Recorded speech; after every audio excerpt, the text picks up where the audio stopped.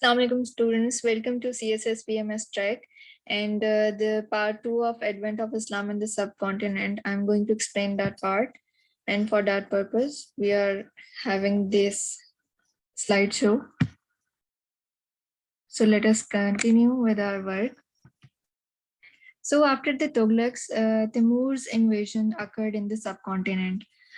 He was an Uzbek Mongol chieftain and an alleged descendant of the Genghis Khan. He embraced Islam. He invaded in India in 1380. This is the most important MCQ which you are going to focus. So he invaded India in 1380 from the northern side. Okay. And when the successors of Firoz Shah were at feud. Okay, we know we have to look into the background. There was an individual, Firoz Shah, and his successors were quarreling among themselves. So at that moment, Timur took advantage of that situation. So in 1398, he destroyed the Turkish Sultanate. We know that the Tughlaqs were the Turkish Sultanate. So he ordered to execute at least 50,000 captives before the Battle of Delhi. After the Battle of Delhi, 10,000 natives were taken as slaves. So he is remembered as the most cruel and the most deadliest, or you can say, ruler in the subcontinent. He is often referred to as Prince of Destruction. So here we can have his name. He conquered Persia, Afghanistan, Mesopotamia, and he left Delhi after 15 days of conquest. And at that moment, Delhi was in ruination and it was totally destroyed. And he left after him famine and pestilence. Okay. So this is basically the Murid Empire. This whole area refers to the Murid Empire. So after this, Lodi dynasty comes, and Lodi dynasty comes in 1451, another MCQ. And this dynasty is basically a story of conflicts between crown and nobility. Like they were fighting among themselves after this crown and nobility. Behlul Lodi, he was the governor of Sirhind. Most of his time was spent in fighting Jaunpur rulers, okay, which was occupied in 1486, and his death is in 17 July 1489. He died in 1489. Okay, now comes his second son, Nizam Khan. Okay, and Sikandar Lodi is the title of Nizam Khan. So he was very fond of building mosques. He founded Agra, like he captured that, shifted capital from Delhi to Agra. He was succeeded by the youngest son, Ibrahim Lodi, in 1517. So this is all about Lodi dynasty. The rule came to an end when Zahiruddin Babur defeated Ibrahim Lodi in the first battle of Panipat. And this is the most important MCQ, guys. This comes very often in all the competitive exams. That when was the first battle of Panipat? So this occurred in 1526, and from this map we can see the area which was under the rule of Lodi dynasty. So now coming forward to Zahiruddin Babur, and from here the Mughal Empire started, and Mughal Empire basically started from 1526, and Babur initiated this empire. He was the founder of Mughal Empire, ruled almost 150 years.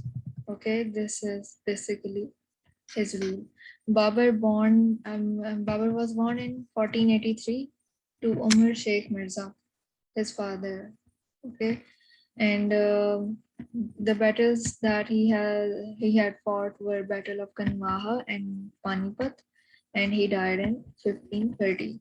Then comes King Humayun. as the name suggests that his name means the fortunate one, but he was not so fortunate in his rule in the subcontinent. His eldest son is known as Babur.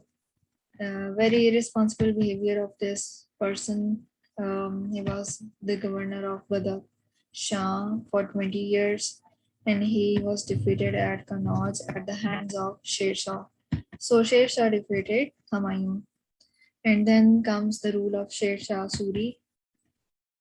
He was one of the greatest administrators. So this is the most important MCQ. You could be asked that who was the greatest administrators in the Mughal Empire. So you would be naming Sher Shah Suri. His original name was Farid, and he occupied Bengal and Rotasgar. And this is some of the basic information about Babur. He wrote his memoirs called Baburnama.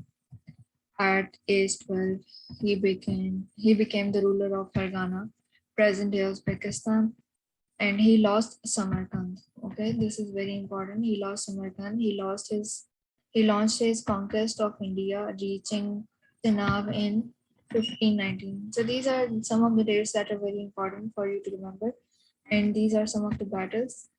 As I have said that this is very important. Battle of Panipat 1526, then Battle of Kanwaha, and then Battle of Chanderi, and then Battle of Gagra.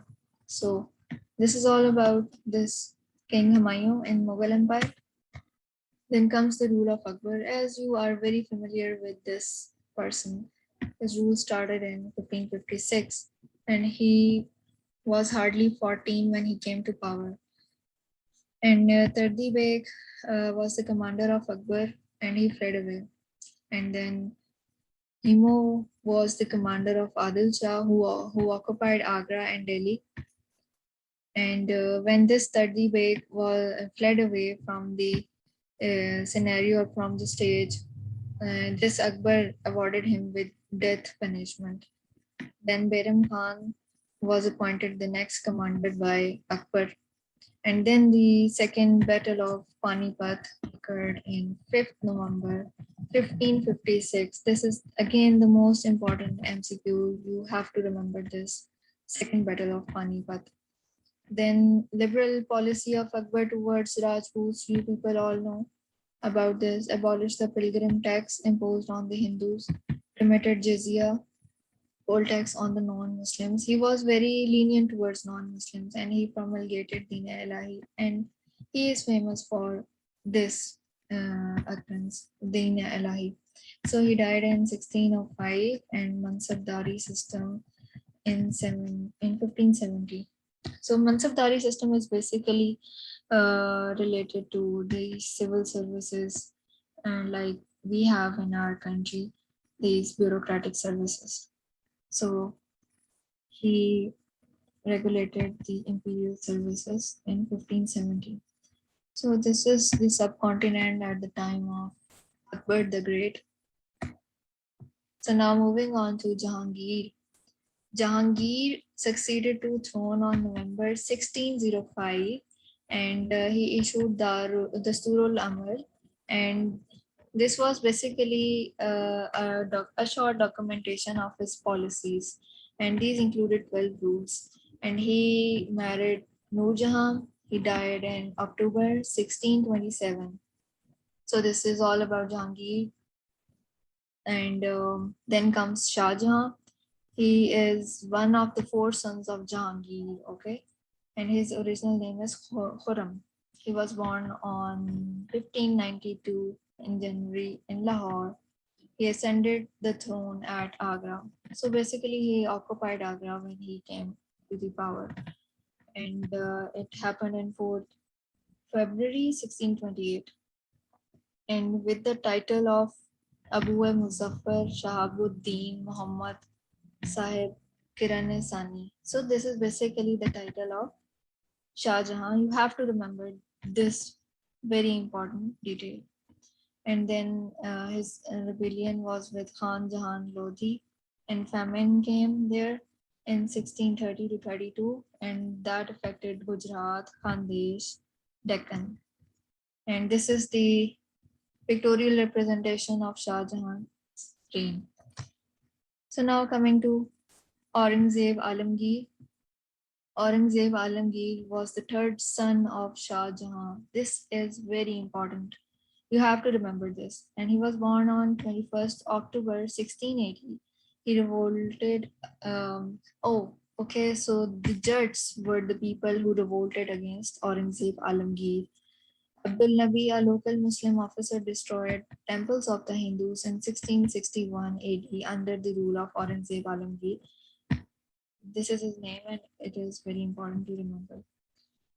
And these very Jats, due to this very reason, due to the destruction of temples, they revolted against the Aurangzeb Alamgir's reign in 1669.